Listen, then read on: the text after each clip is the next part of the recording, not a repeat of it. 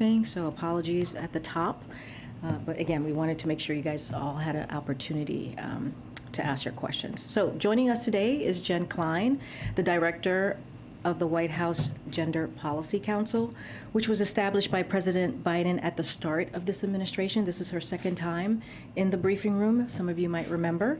By creating the Gender Policy Council, President Biden fulfilled a campaign promise to create a White House team backed by the whole of government for defending women's rights and advancing equality.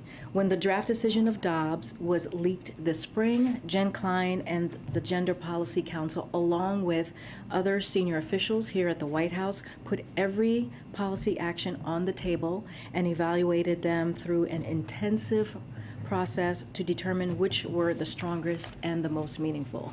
With that, Jen, I'll let you take it away. Thank you.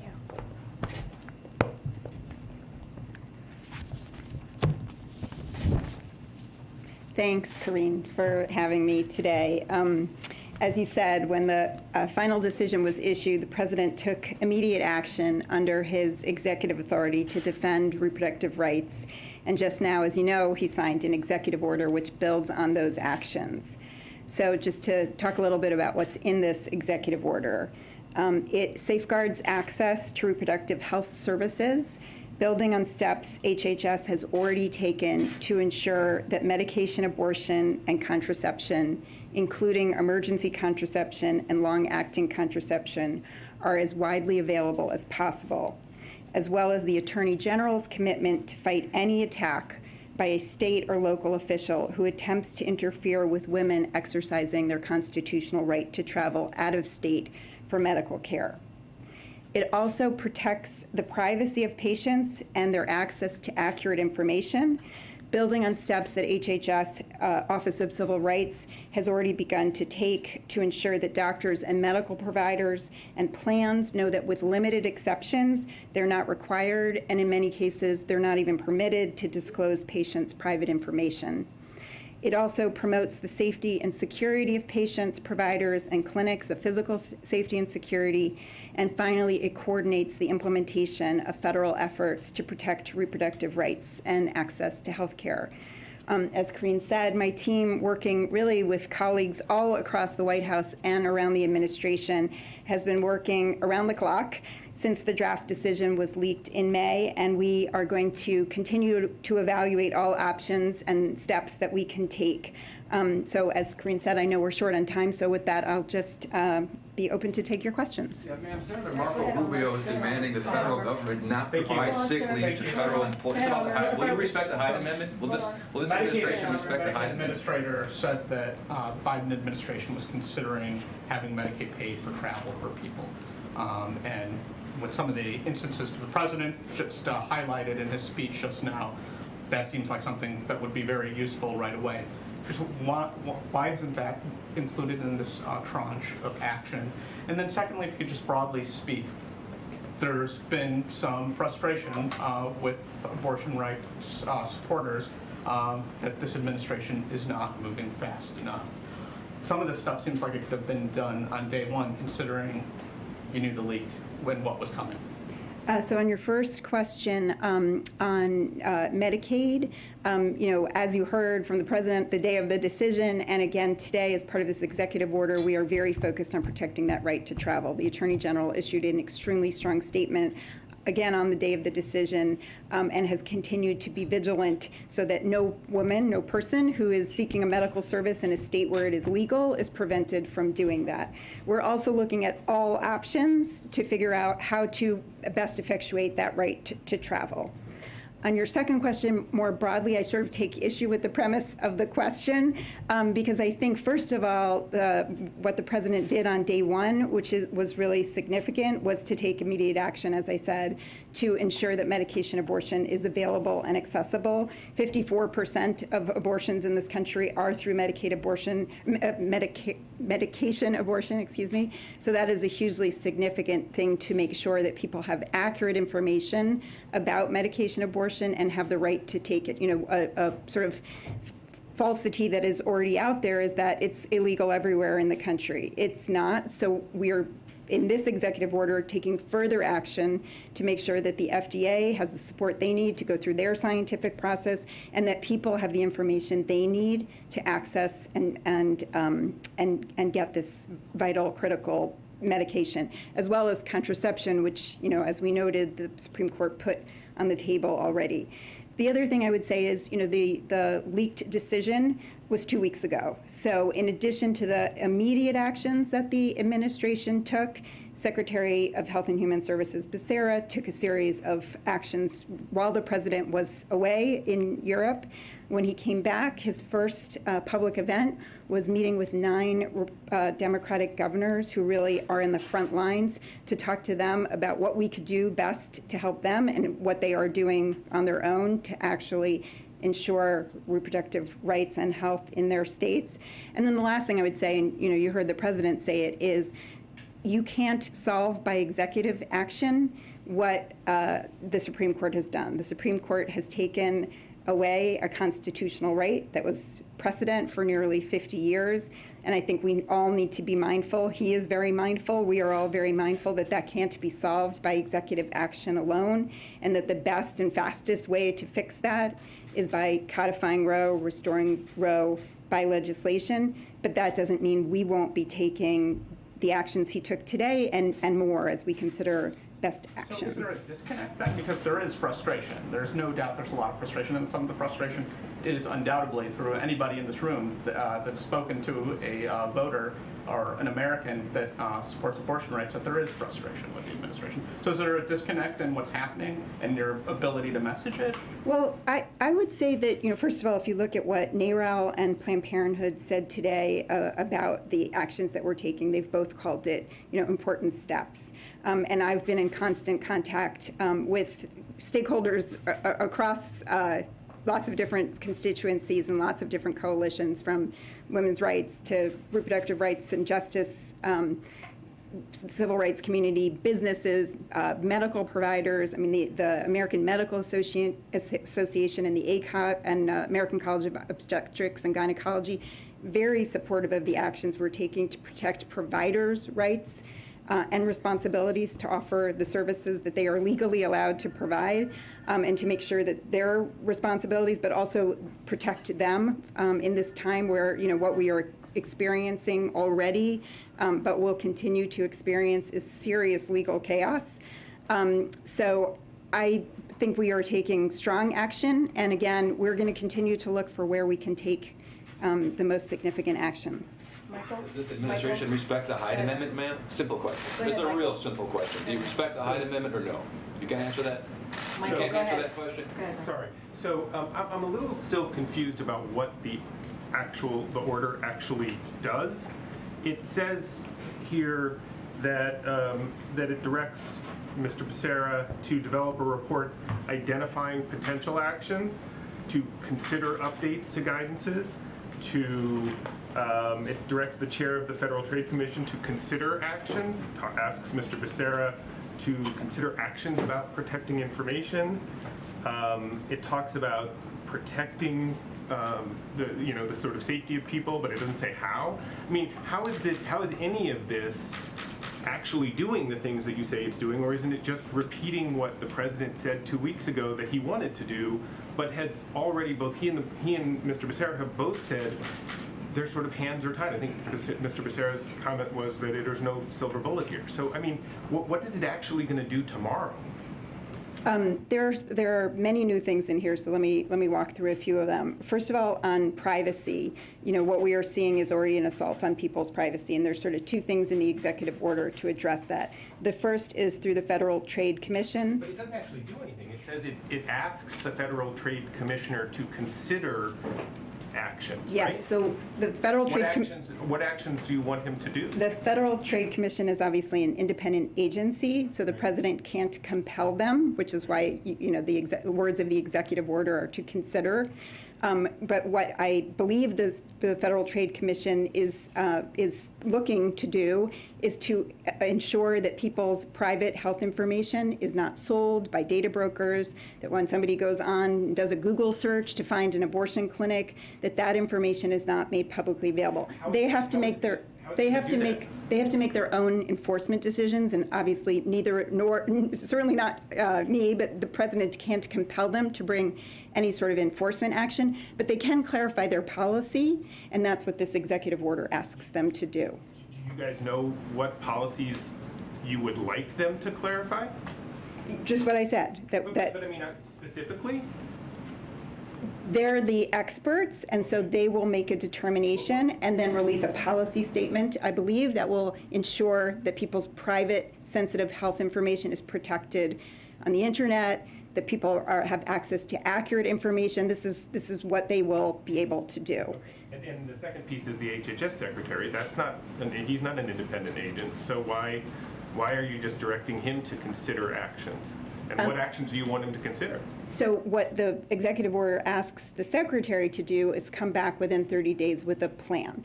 So part of this, as you are noting, are things the president has talked about and what the secretary has already started to work on. And what this asks for is a very deliberate plan and process to make sure that medication abortion is available, to support the FDA in their determination, their scientific determination about this critical medication, which, by the way, has been safe and legal for 20 years, and to take other steps. So to take one other example, emergency medical care. We need to make sure that when somebody walks into an emergency room and they're pregnant, that they are getting the care that they need and that they are not being turned away because a provider doesn't know that they're legally required or able to give them that care. So there's guidance that the secretary can issue, and the secretary will issue to make clear what kind of treatment somebody needs to receive when they walk into an emergency room. Same thing for pharmacists. You know, again, back to the notion of legal chaos. Pharmacists don't know whether they can dispense mifepristone, the drug which is medication abortion, which, by the way, is used in miscarriages, which are 1 in 10 pregnancies. So again, the secretary can take action through guidance from the Department of Health and Human Services specifically to make clear to pharmacists, again, what their responsibilities are, but also what their rights are as pharmacists so that they are not putting themselves in jeopardy. Thank you so much. The White House says this executive action will expand access to medication abortion. How specifically will the administration do that? What concrete steps will be taken? Well, that's what we're looking for the secretary to come back to us with. I mean, the two things immediately is what I've noted, which is that the FDA is in a process right now, and they need to continue to do their process. And again, they are independent. They're making their own scientific judgment. But to extend permanently what they did in April. So in April, what they did was they said that medication abortion should be available by telehealth, and it should be able to be mailed. And currently, they're going through a scientific process, and we can't interfere with that process, but the secretary can support them in any way that he needs to. And the other thing is we launched a website, reproductiverights.gov, and there will be many other ways to communicate, again, as I said, both critical medications like medication abortion, but also contraception, which is at risk. Emergency contraception is at risk in states across the country now, partly because there are states that are passing laws that say that fertilization begins, that pregnancy begins at fertilization, and that puts a drug like emergency contraception at risk. And we need to clarify for people what is and isn't available to them. But just to follow up really quickly here, is this sort of like a wait-and-see approach here for the American people? The White House says that this executive action will be expanding access to medication abortion, but right now there's no details, no concrete steps until the Department of Health and Human Services releases that in 30 days? No, the secretary, I know it feels frustrating because we're taking action and then asking for more action, but the secretary is already taking action. The website is already launched. The Attorney General has already made a statement that we will be vigilant about protecting people's right to travel, and also to look at the question about whether mifepristone should be available and how it can be available, because the FDA has already spoken 20 years ago that this is a safe and effective drug. And at the same time, what we've asked for is, continued vigilance and an ongoing process and ongoing work to make sure that that is really happening. As I said, this is not going to be solved by one day's action. So the strong statement at the outset, all the work we've done both before the decision and after the decision, and then we will come back. The report from the Secretary is just one step in the process. So again, the Hyde Amendment, will you answer my question? Really simple. Hyde Amendment? The idea of a public health emergency has been something some advocates have pressed for. My understanding is it's not off the table, but that the consideration may give a window into the complexities that you guys are trying to deal with right now. Can you explain kind of the approach as it pertains to that specific item? Yeah, so as you said, we're really looking at everything, and it is definitely not off the table, as are many other options. When we looked at the public health emergency, we learned a couple things. One is that it doesn't free very many resources. It's what's in the public health emergency fund, and there's very little money, tens of thousands of dollars in it. So that didn't seem like a great option. And it also doesn't release a significant amount of legal authority, and so that's why we haven't taken that action yet. So, man, pro-life Americans want questions. Pro-life Americans have questions too. All the questions you're taking are pro-abortion. So let me ask you this question. Senator Marco Rubio is demanding the federal government not provide sick leave to federal employees who travel to get abortions. He says that would violate the Hyde Amendment. So what's your response? Sir, take a seat in the back. You're being rude to your colleagues and our guests. Go ahead, Kate. I'm not listening to the press secretary. I can stand right here and ask my questions. The president, please. Please. I can ask my question. She doesn't want to answer. The president earlier today encouraged people to go out and vote and essentially said, if you want to change the rights for women, you have to show up at the ballot box. Does that suggest that with this order, the president has reached the limit of what he can do unilaterally? No, it does not. It means it's an important step that we're taking today, and we will continue to look at all options on the table that are legally appropriate. I have another question about privacy. Is the White House encouraging people in states where abortion is going to be illegal to not use different apps, period tracking apps, Google searches on fertility, those kinds of things? Is the White House directing people to stop using those apps? I wouldn't say we're directing people, but I think people should be really careful about that. And one of the things that HHS did just last week was, as part of this website and also made public in other ways, is literal instructions, practical instructions of how to delete certain apps that are on your phone, so that if you want to protect yourself, you have the ability to do that. And then, sorry, quickly on the abortion pill. Is the administration directing the FDA to loosen restrictions on the abortion pill? The president can't direct the FDA. The FDA has to go through their process, and they are in the middle of a process, not to loosen restrictions, but to clarify what the restrictions are, and who can dispense and who can prescribe mifepristone. Okay, 2 questions left, Jeff. Can you get right here? Oh, and also earlier you said the leak decision came out 2 weeks ago. You probably meant 6 weeks ago. Sorry, yes, the actual decision. Yeah. Sorry, thank you. Can you give us a sense of what other options are on the table now that this executive order has been signed? I'm not going to preview our process, but all the things that you've heard about that have been suggested by advocates, by members of Congress, literally every single one of those things we have run down and either decided was not a viable option at the moment or are continuing to run down. And one question about the pill, is this White House studying or is the administration studying making it easier for people to get that pill without a prescription? Again, the FDA has to go through their process. It's currently it is not available without a prescription, and in fact, there are part of these the guidance that FDA has already issued is pretty specific about it. So I can't answer a question about what they might consider in the future, but I would say at present time, it is a pretty regulated medication. Last question. Thank you. One of the executive actions announced today was creating a task force. Why wasn't that created after the Dobbs decision was leaked to help prepare? So we've been, a number of us have called it a task force, a war room. We've been meeting literally every day for weeks, far before the not only the decision, but the leaked decision, to think about all of the options that we could put in place to respond. So this just formalizes the interagency work that's been going on between the Department of Justice, the Department of Health and Human Services, really all of the agencies, and across the White House.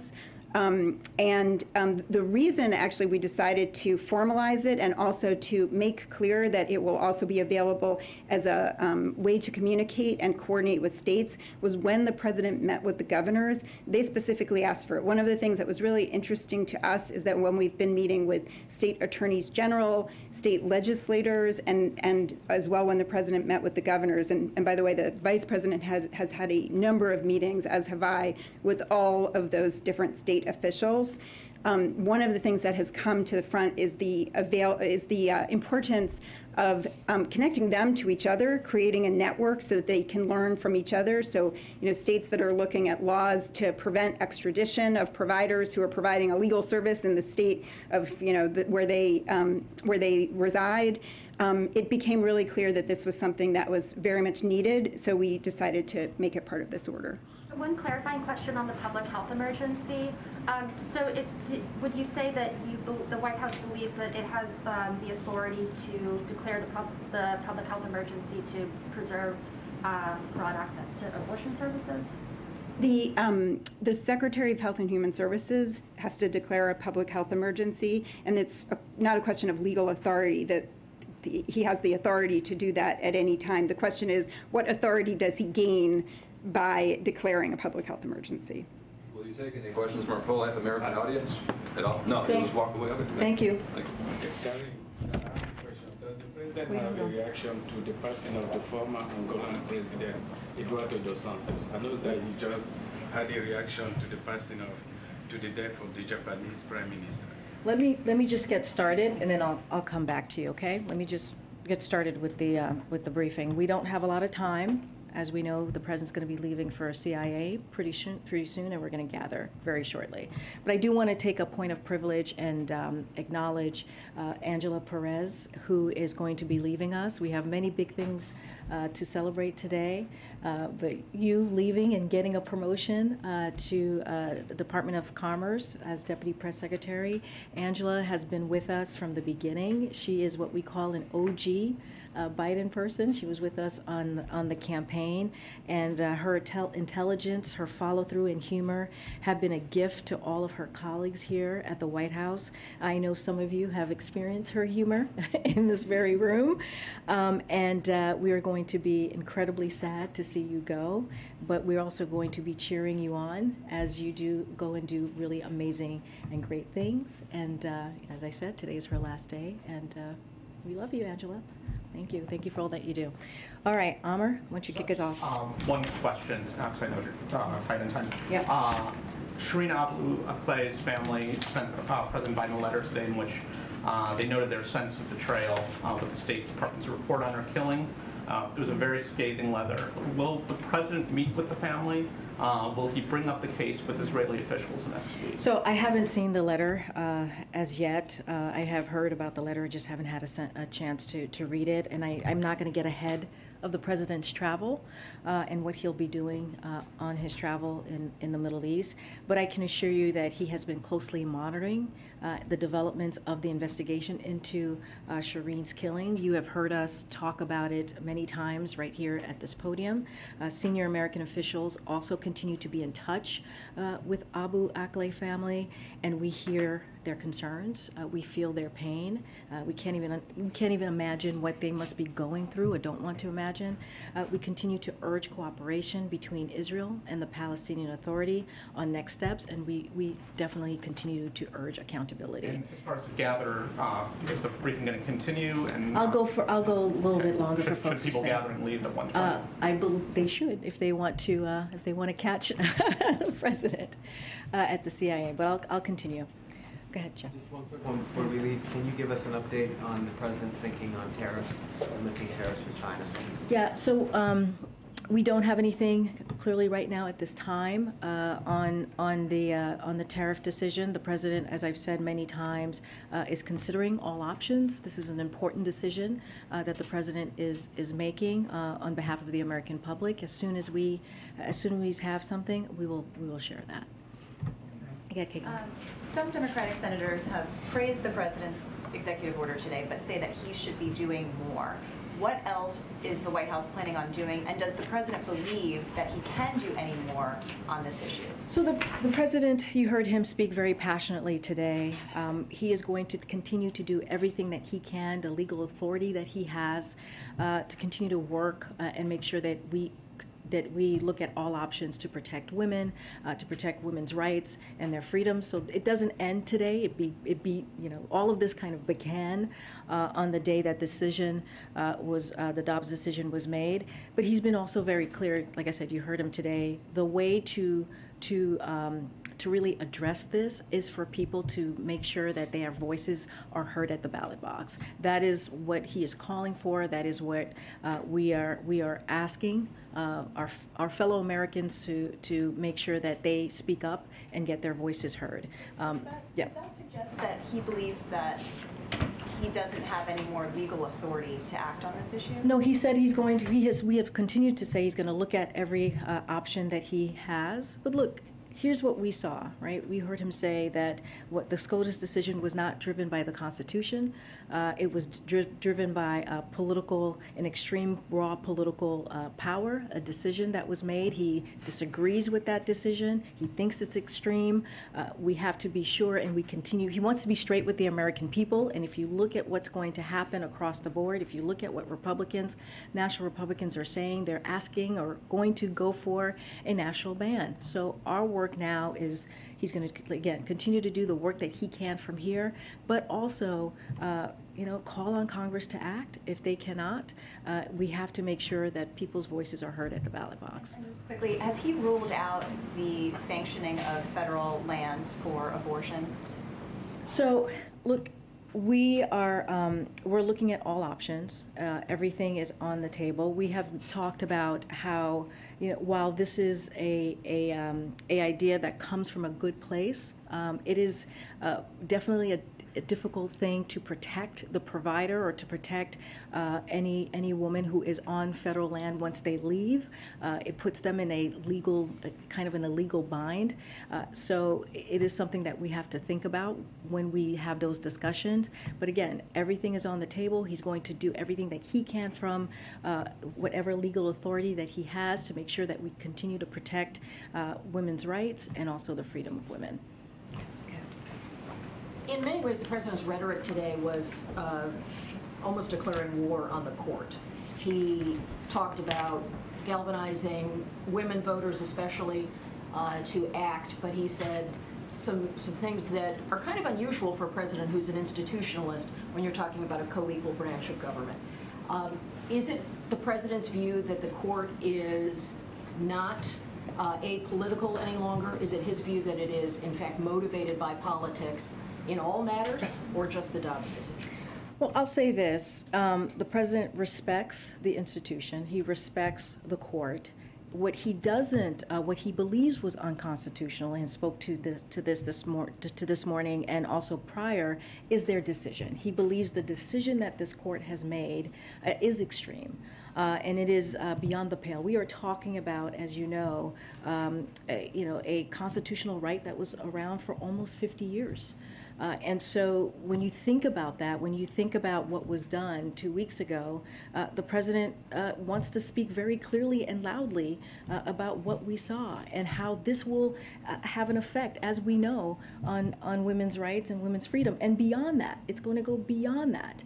When you think about privacy, when you think about contraception, when you think what else extreme Republicans that he has called the ultra MAGA of the Republican wing is planning to do.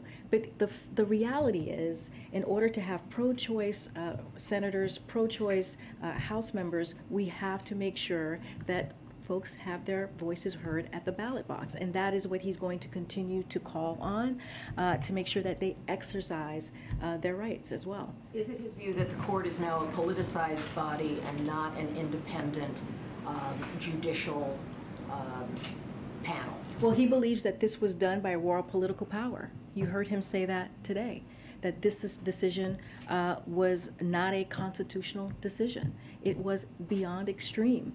It will, it will hurt people's lives. It will upend, people's everyday decision on their own body and what they can decide, what they need to take care of their health and how they want to grow their family. And so that is incredibly important as well.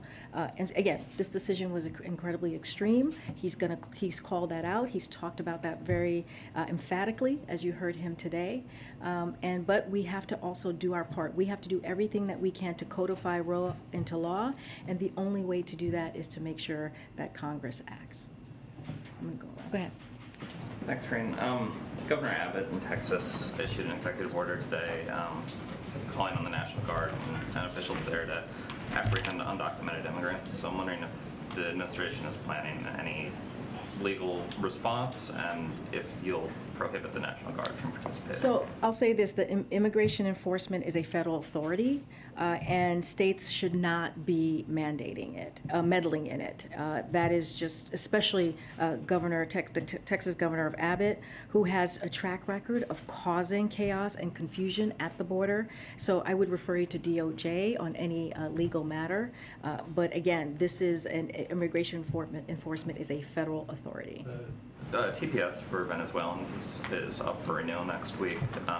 Do you have any sense of how the president's planning to proceed there, and if he's not going to renew it, what the circumstances have changed? So I'm not going to get ahead of the president's decision on TPS. I don't have anything for you at this time to preview. And then one last one.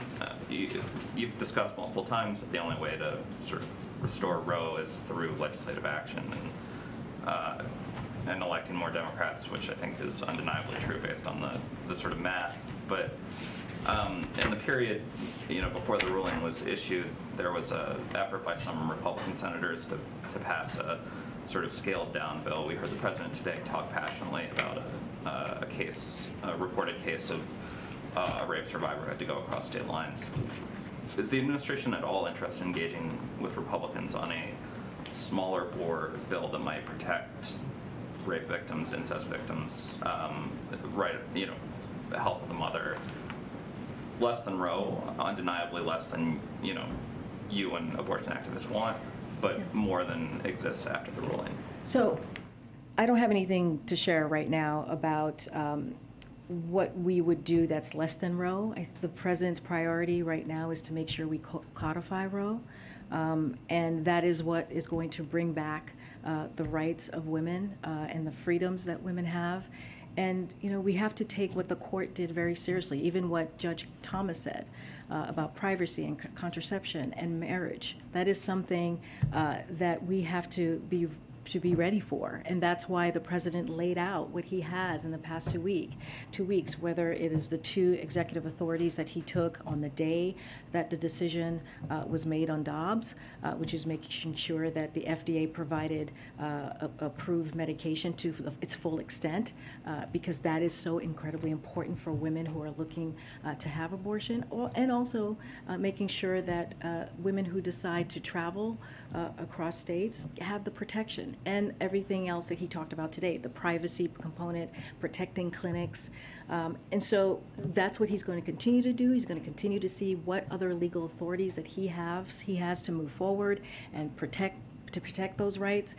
But the way that we truly get back those freedoms, that constitutional right that American public had for almost 50 years, is we have to codify Roe into law.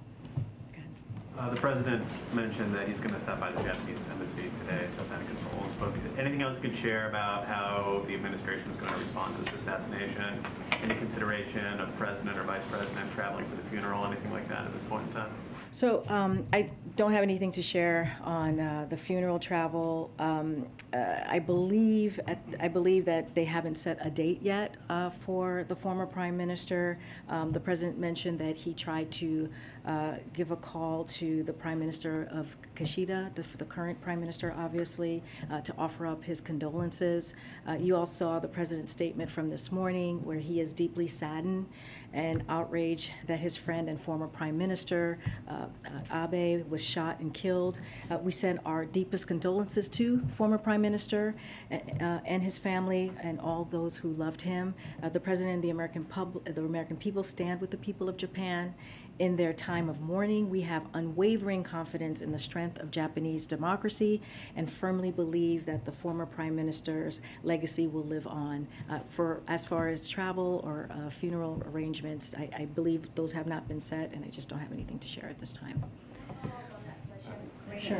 Would the administration be open to the possibility of including President Trump as part of the presidential delegation that goes to the funeral? Again, as far as I know, the funeral date has not been scheduled. I would. It's July 12th, so that would be the same day that the president's traveling. Again, I don't have anything to share with you on his travel at this time, but I would refer you to President Trump on his own plans. I can't speak to that from here. Thank you, Karine. You've talked a little bit about privacy today. Does the president think it's appropriate for abortion rights protesters to intimidate Supreme Court justices when they're out to eat, like Brett Kavanaugh, who had to sneak out of a steakhouse last night?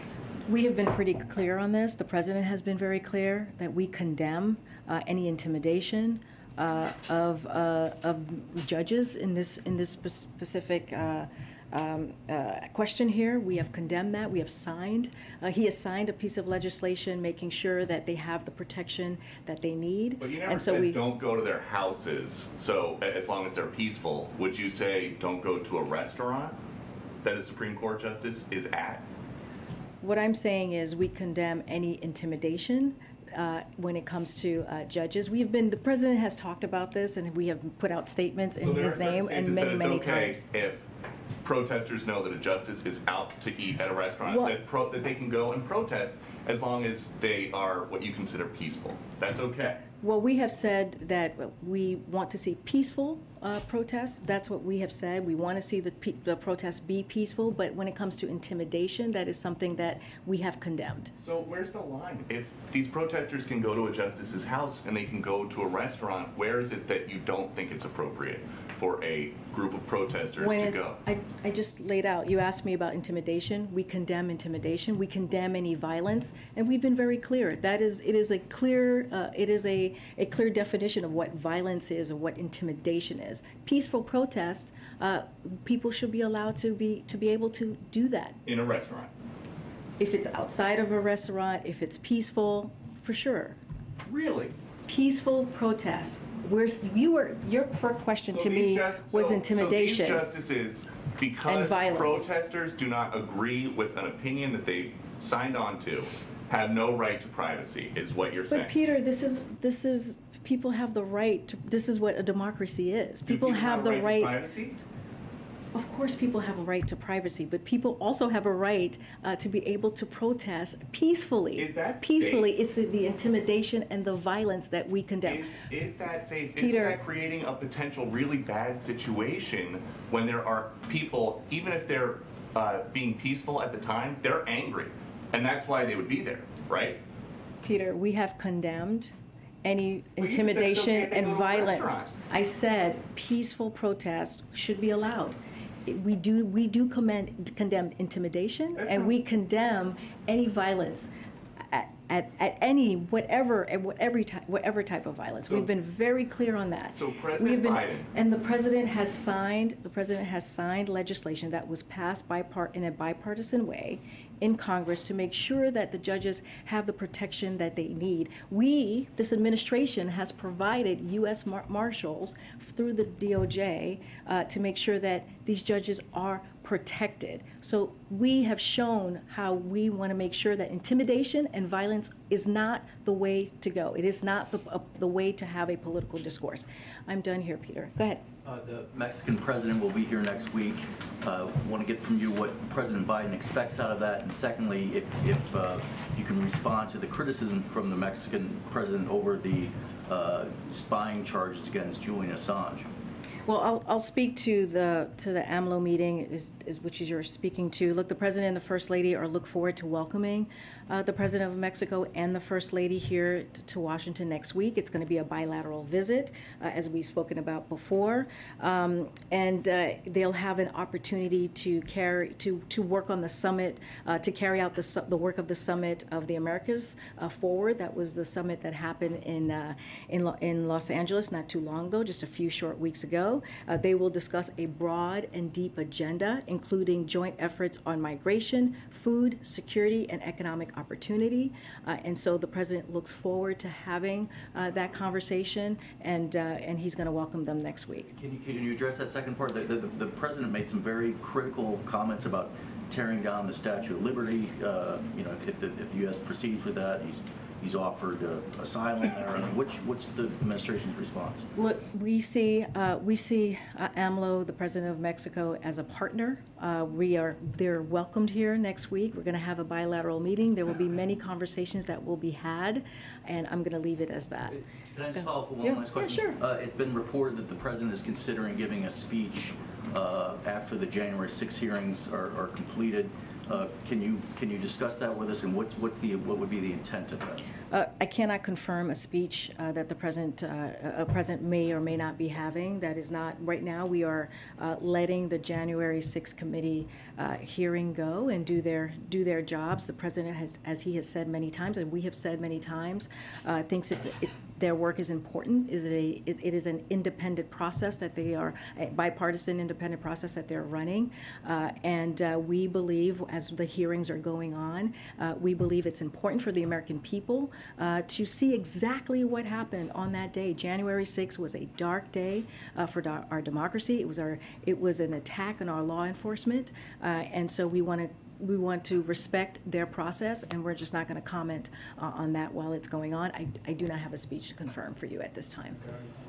Okay. Thanks, Karine. The White House is taking credit for the recent drop in gas prices.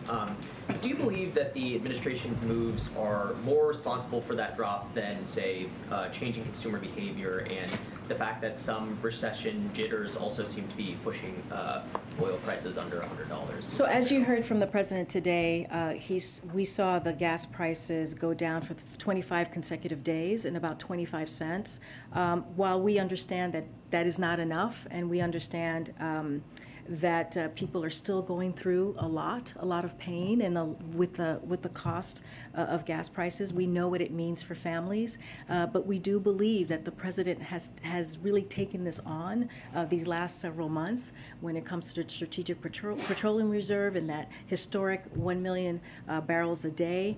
When it comes to the homegrown biofuels, the ethanol 15 that the president has called on. Remember, that is only available in the wintertime. We made that available during the summer, and all of the work that the president has done has helped to blunt the price increase. Now remember, this price increase is due to Putin's tax hikes, Putin's war, brutal war on Ukraine, and that's why we have seen the increase of gas prices. That's why we have seen the increase of food, and so the president's going to continue to do the work. We know we need to do more. That's why he asked for the gas tax holiday, which is something that we're calling on Congress to do, something that's very, very easy to do, that's going to give a little bit more relief to the American public. But again, we are happy to see the decrease of gas prices, but we know we need to do more. Yeah. Hold on. Go ahead, Phil. I haven't seen you in a while. Thank you, Karine. The president shared that tragic story moments ago about the 10-year-old girl who had to travel across state lines to receive an abortion. And I'm wondering, has the White House confirmed that local law enforcement knows the identity of this 10-year-old victim? And has the president directed the DOJ to do everything it can to prosecute the abuser and protect her? So I'll say this, anything to do with the DOJ, that's a legal component. I would refer you to the DOJ. I don't have more to share on the identity of this young woman or the question that you just asked me. The president spoke to that young woman just to show how extreme the decision on the Dobbs decision was, and just how extreme it is now for American public, the American families, when there is no exception at all, when you have such a young girl who has to carry out the child of a rapist. That is unacceptable. You heard that from him directly, and this is why he is calling for action. This is why he's trying to do everything that he can from his legal authority that he has, and so he's going to continue to do that work. But again, we have to make sure Congress acts. Right, but is he taking any steps to protect her, or does he expect that law enforcement will? I know he cited her in the speech, and I know that he wants some of these larger reforms, he wants Congress to act, but I mean, this little one certainly seems to be like they're... Well, I think what the president is calling on, and what he has laid out, is to protect girls and women like her and beyond, right, who do not have the rights and the freedom. That is why he's calling for the action I just laid out for Congress. That is why he is using his legal authority and made announcement on the executive authority, the executive action today. And so he's going to continue to do that work. He's going to do everything that he can to protect young people who are like this young girl. But at the same time, he's going to call it out and use his bully pulpit to make it clear of what is happening out there is unacceptable. Just a very, very quick follow-up. I asked on Tuesday about the releases from the Strategic Petroleum Reserve. Were there any conversations before that release about making certain that that oil, the 1 million barrels a day, stayed domestic? I mean, was the administration aware that some of that oil could end up going overseas? So when it comes to the oil, it is something that oil companies decide. What we cannot control what oil companies do with their oil, and so you should ask the oil companies about where they are sending the oil they purchase and why. That is not something that we can answer from here. The Department of Energy can't dictate what oil companies do with the oil they purchase or where they ship it to sell. That is something, again, that the oil company decides on. And again, I would refer you to Department of Energy on that question. Okay, thank you. Yeah. We gotta go. Okay, go ahead, Phil. Just real quick. The president has been so sharp in his denunciations of this court's majority. A majority that I don't think is going anywhere anytime soon. If he's so sharply opposed to what they've done, why doesn't he support any changes to this court or this court's majority? Well, because the president believes the best way to use our political capital is to make sure that we do everything that we can to get Congress to act, make sure that we do everything we can to get pro-choice Democrats in the Senate, pro-choice Democrats in the House, to really codify Roe into law. That is the fastest way, the best way that we can get this done. That's why he's calling on the American people to go to the ballot box and get their voices heard. And that is the best way that we can get that done. I know, Simon, I owe you a question. Go ahead. I have two questions. The former president of Angola, Eduardo dos Santos, died today at the age of 79. Does the president have any reaction or any plans to call President Juan Lorenzo? So I don't have any calls to preview at this time. Clearly, it is sad to hear that news, and our sympathies and condolences go out to the family. I just don't have a call to preview at this time. The second question, I know in the past few weeks you've had questions on abortion, inflation, everything that goes wrong with the president. Is there anything, or can you list a few things that are going right for this president at this moment? Well, I would point you to the jobs numbers today. We saw 375,000 jobs in the past month. While we understand what the American public is going through at this time, that is a good sign. That is a good sign for the economy. And we also saw that unemployment rate it remains at 3.6. And also in those numbers, we saw that we are back to the pre-pandemic job numbers when it comes to the private sector, which is incredibly important. And we've added jobs. We saw 1 million jobs added in this past quarter. All of those things are very important as we talk about moving this historic economic recovery into a transition, so that we can really truly deal with inflation. And so I think these numbers, and you heard the president talk about that. He listed all of the items that I just listed at the top of his speech. And one more thing that someone just asked me as well is we saw gas prices drop by 25 cents this past 2 weeks. That is also important. We understand there's more work to be done, but a lot of that we are seeing is because of the work that this president has done. When you look at the jobs number, is because of the work that this president has done. When you think about the American Rescue Plan, how it turned the economy back on, all of those things are incredibly important. But again, we have more work to do, and we will continue to do that work on behalf of the American people. Thank you. Thanks, guys. Vandalized with pro-abortion. The president's cap. Is he aware of that?